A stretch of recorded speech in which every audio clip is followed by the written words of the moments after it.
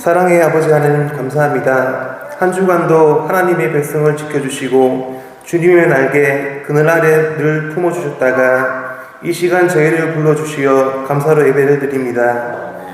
한 주간을 돌아보면서 믿음 안에서 허물이 많았음을 고백합니다. 주님의 뜻대로 산다고 하면서도 우리의 뜻을 앞세운 것들을 회개하오니 주님 용서하여 주시옵소서. 우리의 길을 열어주시어 주님의 말씀을 듣게 하시고 우리의 마음을 열어 주님 말씀 앞에 결단할 수 있도록 축복을 더하여 주시옵소서. 드리는 예배가 하나님께 영광이 되고 저희에게는 은혜가 되게 하여 주시옵소서. 주님의 뜻으로 세운 이 손목교회 세상에 방하고 있는 저희를 이곳에 인도하여 주셔서 감사를 드립니다. 제 가운데 빠져있는 심령들을 전도하고 이 지역 사회의 복음을 전파하여 주님 앞으로 인도할 수 있는 제단이 되게 하여 주시옵소서. 하나님께 간절히 기도하는 손길들이 있습니다. 육신의 질병과 물질로 인해 고통받고 믿음의 고난으로 시험받는 성도들을 강한 손으로 잡아주셔서 이들의 기도와 간구가 하루속히 응답받고 회복되어지는 은총을 내려주시옵소서. 이 시간 말씀 전하실 목사님께도 하늘의 지혜를 내려주셔서 주님의 귀한 말씀을 담대하게 선포하게 하시고 그 말씀대로 우리의 삶이 변화되는 역사가 일어나게 하여 주시옵소서. 목사님의 가정에도 늘 평안함과 건강을 더하여 주시옵소서. 사랑하는 주님의 성도들이 믿음 안에 건강케 하시고 하는 사업과 직장, 가정 위에 늘 하나님의 은혜가 충만하게 하옵소서. 예배의 모든 순간 주님 홀로 영광받아 주시길 간절히 소망하오며 이 모든 말씀 우리 주 예수 그리스도의 이름으로 기도드리옵나이다.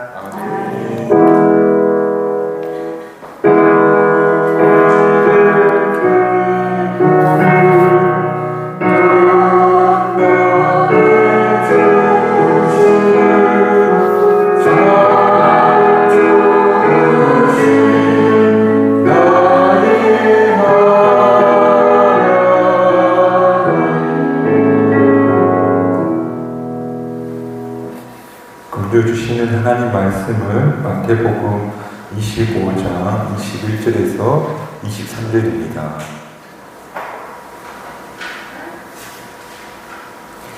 제가 번복해 올리겠습니다.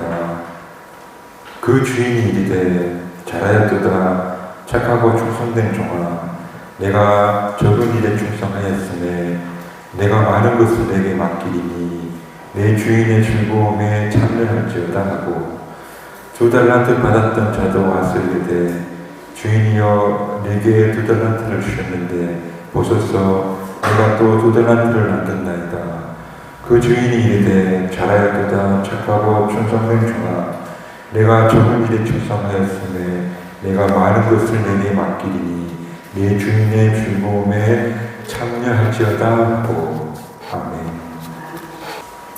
오늘 주신 말씀을 통해서 작은 일에 신실하라 하는 제목으로 함께 말씀을 나누었으면 좋겠습니다.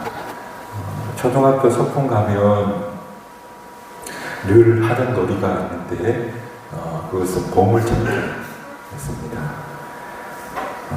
한 해도 빠지지 않고 소풍 때마다 하였던 기억이 있는데요. 이 보물찾기는 참 좋은 교훈을 가르쳐주고 있는 것 같습니다. 보물을 어디에 숨겼습니까? 막 놀던 그 숲, 혹은 나무 위에, 돌틈에, 갈피마다 그 보물을 숨겨 놓았는데 아마도 소중한 보물이 어딘가에 숨겨져 있고 그리고 우리가 찾아야 한다 하는 그런 교훈을 담고 있는 것 같습니다. 만화 곰돌이푸에 보면 행복은 발견하는 것이다 그렇게 말하는 대사를 본 적이 있는데 여튼 그런 교훈을 가르쳐 주고자 매번 보물찾기를 하지 않았나 하는 생각을 봅니다. 성경에 이런 이야기가 있습니다. 밤새도록 예수님의 제자들이 고기를 잡으려고 했는데 고기를 잡는 그 모습이 있고 그 그 땀 흘려 살아가는 우리 모습과 매우 비슷해 보이는데, 여튼 그 제 아들의 삶의 수고의 결과가 어떤 거였냐면, 예수님이 물으시는데 뭘 좀 잡았습니까? 하고 물었더니 아니요, 아무것도 얻지 못하였습니다. 그러는 겁니다. 근데 그때 예수님께서 이렇게 말합니다. 한 번 더 그물을 내려보십시오. 그런데 이번에는 당신들이 익숙한 방법이 아니고 내가 말하는 대로 저 깊은 곳 오른편에 그물을 내려보십시오. 목수의 아들인 예수의 말을 듣고 한평생 고기 잡던 어부들이 그 목수의 아들 예수의 말을 듣고 그물을 깊은 곳 오른편에 던졌더니 그때 반전이 일어나게 되는데, 배가 잠길 만큼, 그물이 찢어질 만큼 그물의 고기가 잡히게 되었다 하는 그런 이야기가 성경에 있습니다. 저는 제가 가끔 마치 제가 다 쓴 치약의 튜브 같다, 그런 생각이 들 때가 있습니다. 왜 다 쓴 튜브에 치약을 짜내려고 막 이렇게 하는 거 있지 않습니까? 그 다 쓴 치약의 튜브가 같다는 생각을 종종 들 때가 있습니다. 무슨 말인가 하면, 얼마 남지 않은 그 치약을 얻기 위해서 막 짜내들 그렇게 살아가고 있는 것이 아닌가. 힘을 짜내고 또 동기부여를 하면서 자신과 싸우고 환경과 싸우고 하는 모습이 꼭 내 모습인데, 그게 다 쓴 치약 튜브 같은 내 모습이고, 오늘 물고기를 밤새 잡으려고 했지만 한 마리도 건지지 못해서 기진맥진한 제 아들의 모습이고, 이런 제 말이 공감이 가시는지 모르겠는데, 그게 제 아들의 모습이고 또 나의 모습이 아닐까.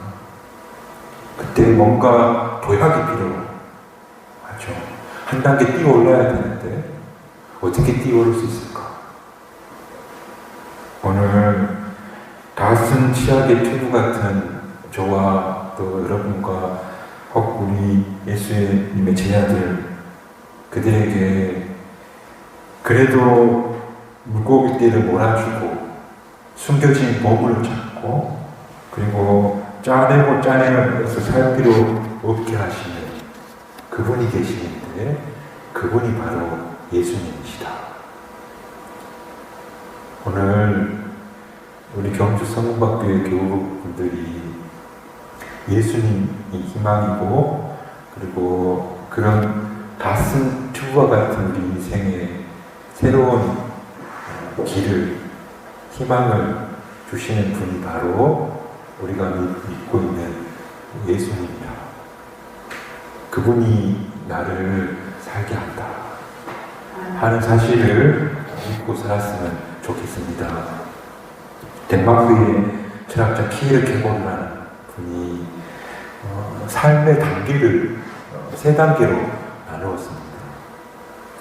되게 의미 있는 통찰이라고 생각하는데, 첫 번째 단계를 미학의 단계,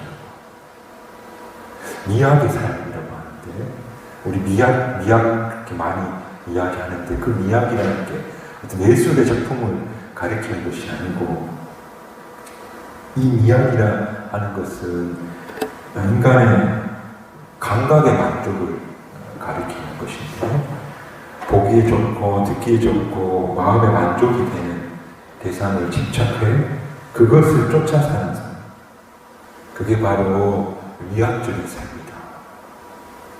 이 대개의 사람들이 그 첫 번째 단계, 미학의 단계에 머물러 있다, 그렇게 이야기해요. 그래서 이 만족을 좀 채우기 위해서 사람을 만나고 수고하고 열심을 내는데, 그런데 어느 순간 벽에 부딪히게 된대요. 왜냐하면 많은 것을 얻고 가졌고 또 사랑과 인정을 받고 찬사를 받았음에도 불구하고 미학을 쫓아 사는 단계에는 늘 마음이 허전하고 그리고 불안이 씻겨지지 않은 그런 단계라고 합니다. 근데 이제 그게 안 채워지는데 그 문제가 양의 문제로 생각해서 그래서 더 많이 가지려고 하고 더 높은 자리에 올라가려고 하고 더 많은 사람에게 인정을 받으려고 하지만 그런데 늘 제자리에 맴도는 그런 단계가 미학적 단계 그런 단계에 우리가 보편적으로 살고 있대요. 그러다가 도약이라고 해야 될까요? 한 단계 올라서게 되는 단계가 있는데 두 번째 단계가 우리가 이렇게 감각에 만족을 주고 다녀서는 안 될 것 같아 하면서 삶을 다르게 눈을 돌리게 되는데 그것이 뭐라고 하냐면 물리적 삶의 단계다. 사람이 감각에 만족할 것이 아니고 무엇이 옳은 것인가 나의 만족이 아니고 모두를 위한 일이라는 게 어떤 것인가 하는 그런 단계로 넘어가는 이 정도 단계도 상당히 멋있지만 하지만 이렇게 보면은 그것도 벽을 만나게 된다. 왜냐하면 인간은 죽음이라는 운명 앞에 홀로 고독하게 설 수밖에 없는 존재이기 때문에 그래서 인간은 근본적으로 허무와 불안을 가슴에 품고 사는 존재다. 우리는 지금은 다 생생하고 건강한 것처럼 보이지만 언젠가는 죽는다는 사실, 죽음 예고되어져 있다는 사실에서 우리 인간 아무도 자유로울 수 없다. 그래서 미학적 삶을 살든 윤리적 삶을 살든 인간은 넘을 수 없는 그 죽음의 벽 앞에 고독하게 홀로 서 있기 때문에 그래서 그런 삶의 단계로서는 우리 자신이 만족을 인간이 어떤 공허를 채울 수가 없다. 제 말이 아니고 실존주의 철학자 케르케고르의 말이에요. 한 단계 뛰어올라야 하는데 미학과 도덕 윤리를 뛰어넘어야 되는데 그 뛰어넘는 단계가 바로 마지막 바로 신앙의 삶, 신앙의 단계다. 그렇게 이야기해요. 인간이 어쩔 수 없는 이 죽음의 무턱의 벽을 허물 수 있는 단계는 바로 우리의 구원자이신 예수 그리스도 앞에 나와서 나를 도와주십시오 하고 손을 내밀 때 그때 바로 우리 인간이 살 수 있는 유일한 길이 된다. 닭장 치약 튜브 같은 우리들이 손을 뻗으면 그 손을 붙잡아 주시는 분이 계시는데 그분이 예수님입니다. 오늘 이 사실 되게 굉장히 돌로 말했지만 여러분들에게 꼭 해주고 싶은 그런 말이에요. 어려운 이야기 같지만 이런 일이 있었어요. 오천에 되게 큰 부자분이셨는데 열심히 젊어서 일해서 꽤 큰 돈을 모았어요. 그래서 그 큰 돈으로 원하는 거 가지고 편안한 삶을 누리고 또 사람들에게 나누고 베푸고 그렇게 살았는데 한 날은 몸이 안 좋아서 병원에 갔더니 암 선고를 받은 거. 그것도 고치기 어렵다는 췌장암에 걸려서 백방으로 나와보려고 했다가 결국에는 병원에 입원해 하셔서 하루에 미움 한 그릇 그것도 채 못 먹고 그렇게 살아가는 거예요. 저는 저는 이 죽음이라는 것이 인간이 가지고 있는 부조리 같다. 왜냐하면 우리 모든 인간이 결국에 부딪히게 되는 삶의 벽인데 이걸 우리가 어떻게 뛰어넘을 수 있냐는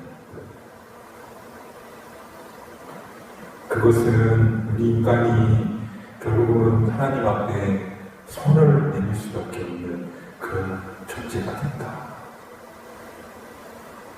미학적 삶 단계에 머물러 있어서도 안 되겠고 윤리적 삶의 단계에서 머뭇거리거나 서성거려서도 안 될 것 같고 결국엔 다 그런 벽이 막히는 거니까요. 그거 말고 우리가 그 선을 뛰어넘어서 신앙의 삶, 예수 그리스도를 붙잡는 삶, 하나님을 기쁘시게 하는 그런 삶으로 도약하는 우리 남은 2013년도 하반기 성박회 교우분들이 되시기를 주님의 이름으로 축복합니다. 주님 말씀하시는 저 깊은 곳 배원판에 그물을 던지는 사람, 순종합니다.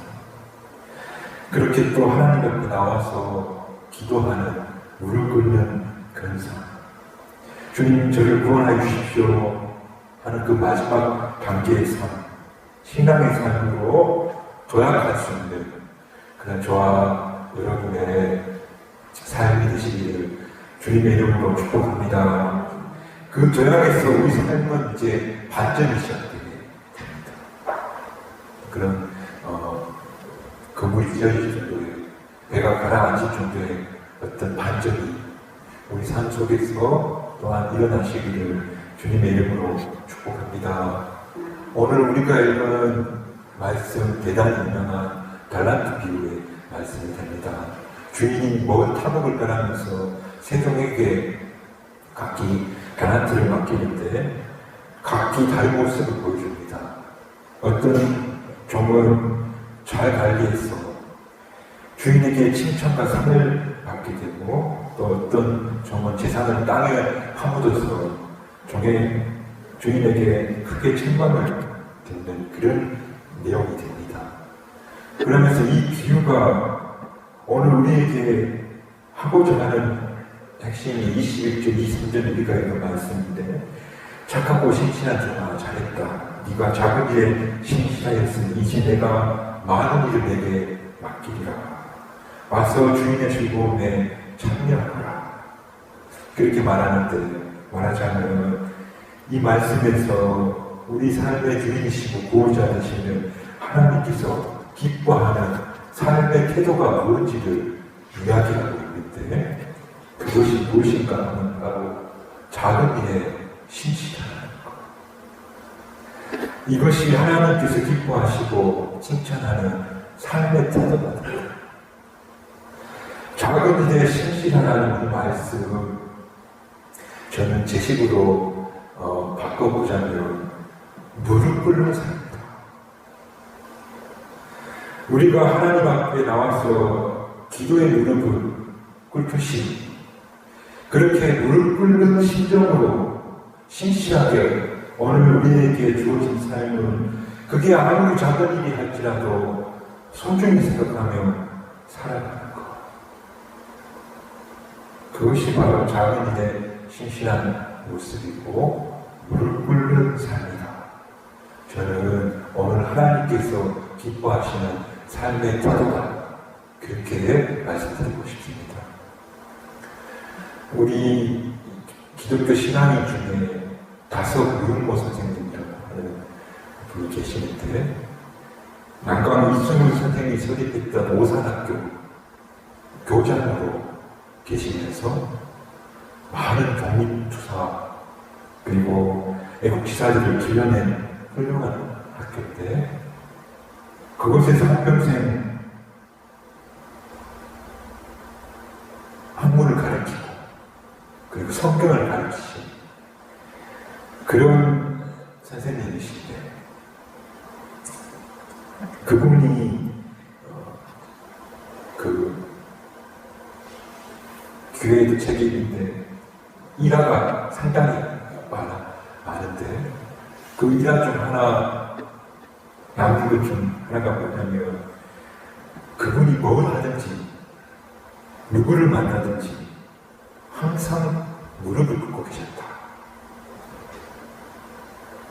우리 그 황석현 선생도 영원한 스승이라고 하고 사랑의 원자자라고 하는 손양호 목사님도 매년 사경회 때마다 말씀을 그분 모셔서 듣고 오산학교 교장님이시고 그리고 함석한 문익한 목사님의 스승이 되는 그런 분이신데 그분이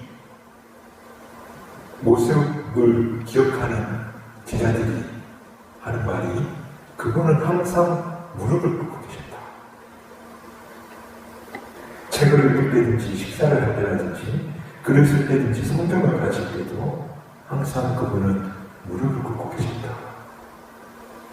또 사람을 만날 때도 마찬가지인데 누가 지사하든지 간에 그게 어린아이라 할지라도 그분은 항상 무릎을 꿇고 계셨다. 무슨 이야기일까? 저는 이분의 삶의 마음의 자세가 어떤 것일까? 우리가 작은 일이라고 별거 아니라고 생각하는 그래서 소홀하게 할 수도 있는 그런 일 그리고 우리가 쉽게 대할 법한 그런 사람들 그 모든 일들, 모든 사람들을 소중히 합니다. 그래서 그 앞에서 신실한 마음으로 무릎을 꿇을 수 있었다.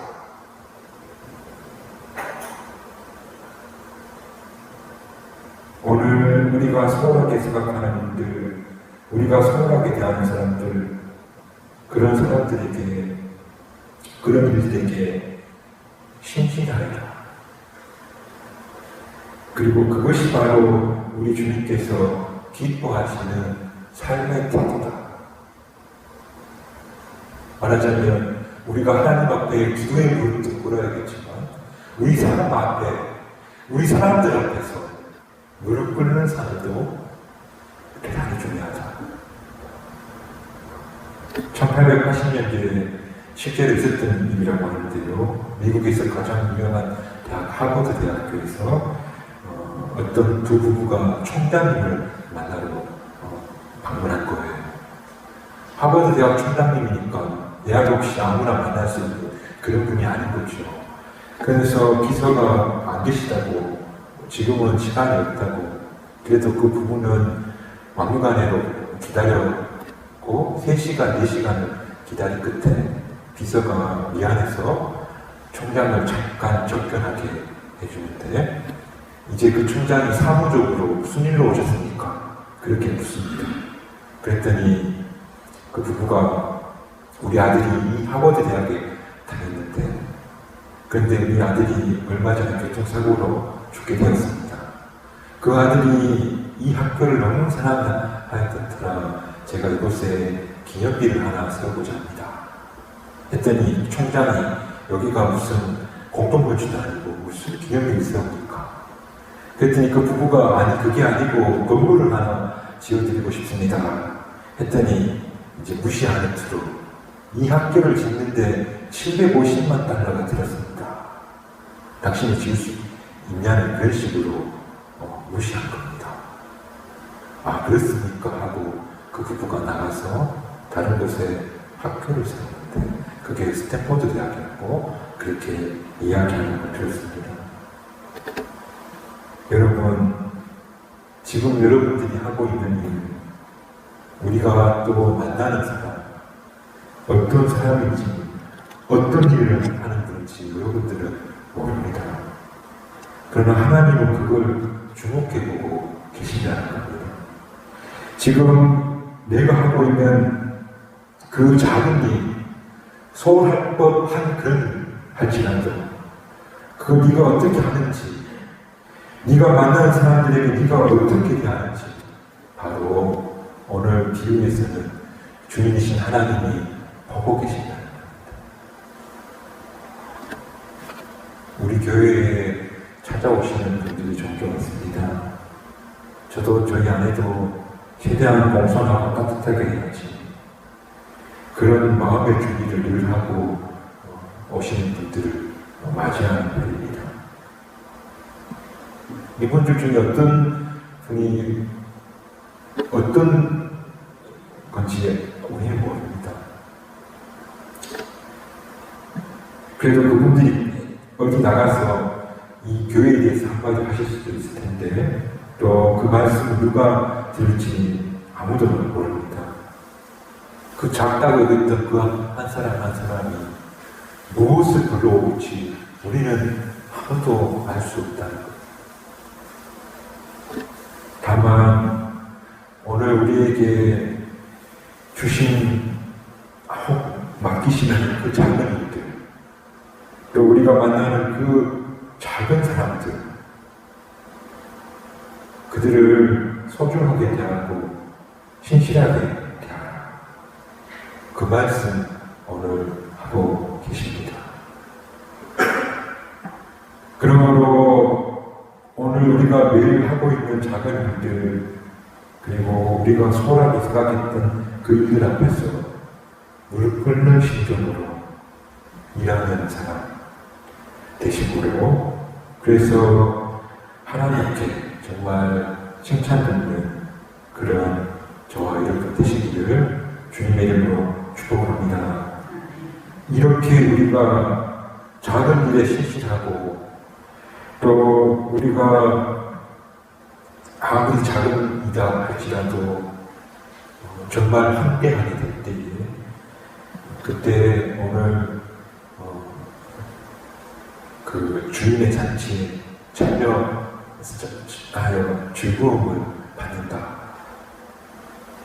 우리 삶이 매우 즐거워진다 하는 복을 주님께서 주십니다. 고등학교 때 열심히 공부해서 점수 떼고 했던 기억도 있지만 저는 독일 유학 가서 제일 공부를 많이 한 것 같은데 새벽에 도시락 2개 사서 저녁 10시 기다릴 때까지 공부하고 도서관 문 열고 나와서 버스를 타고 집에 들어올 때 가슴이 확 부었던 기억이 아직도 생생한데 내가 정말 무슨 대단한 일을 하러 온 사람이 맞냐 즐거움 같은 게 느꼈던 기억이 있어요.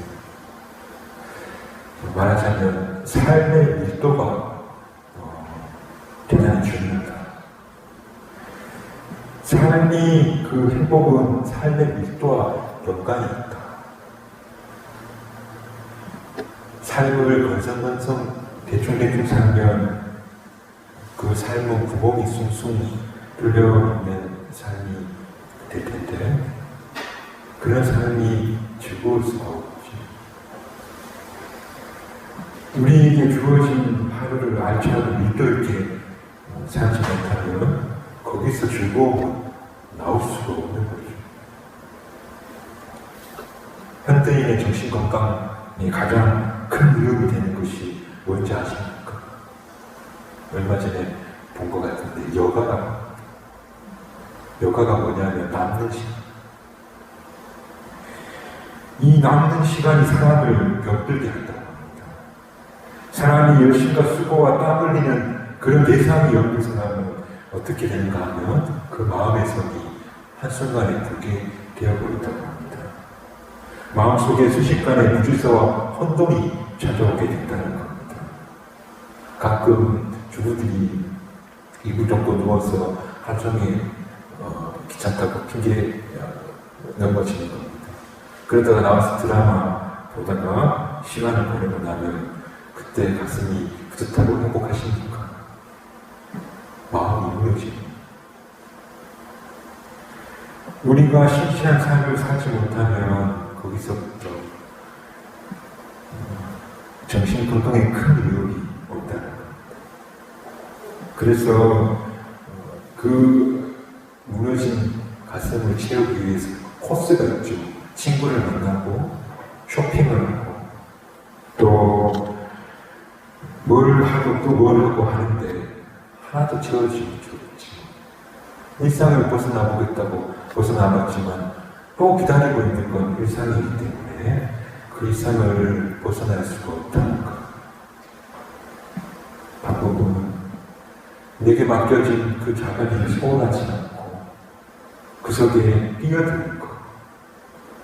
그리고 그것을 위해 무릎 꿇는 심정으로 열심을 다할 때 그때 그 속에서 행복을 느끼게 되고 하나님이 마련해 주시는 즐거움을 누리게 된다. 토요일마다 교회 청소를 하는데 저도 우리 아이들도 억지로 하는 때가 있어요. 빨리 이거 하고 소개 준비해야 되고 무슨 일이 있고 무슨 일이 있는데 이 중요한 오전 시간에 이렇게 보내다니 하는 마음으로 청소하며 빨리 해치워버리지. 근데 마음을 얼마 전부터 바꿔먹었어요. 이 청소가 내 기도다. 이 청소가 나의 기도다 하는 마음으로 청소를 해야지. 먼지 하나 없이 해서 교우들이 왔을 때 쾌적한 곳에서 예배드릴 수 있게 해야지. 그렇게 청소하고 돌아서 예배다 문을 열고 들여다보면 가슴이 뿌듯하고 즐거움이 차오르게 되는데, 그래서 삶은 결국 신실함에 있다. 아무리 작은데도 신실함에 있고, 또 아무리 작은 사람이라 할지라도 신실하게 대하고, 그렇게 우리 삶을 정말 신실하고 신실하게 충만하게 살기 시작하면 거기서부터 하나님께서 주시는 즐거움을 맛보게 될 것이다. 남은 2023년 이제 10월, 11월, 12월 마지막 석 달치 안 남았는데 작은 일에 신실한 사람도 무릎 꿇으면서 살아감으로 정말 잘하고 충성하였다. 착하고 충성된 좋아. 대단한 큰 일에서 칭찬되는 것이 아니고 내게 주어지고 작은 것으로 기쁜 마음으로 일할 때 그때 하나님이 기뻐하시고 우리는 또한 칭찬 속에 살고 그리고 주님의 잔치에 참여해서 참 기쁨과 즐거움을 맛보게 되게 될 것이라는 사실을 기억하시고 사는 저와 여러분이 되시기를 주님의 이름으로 축복합니다.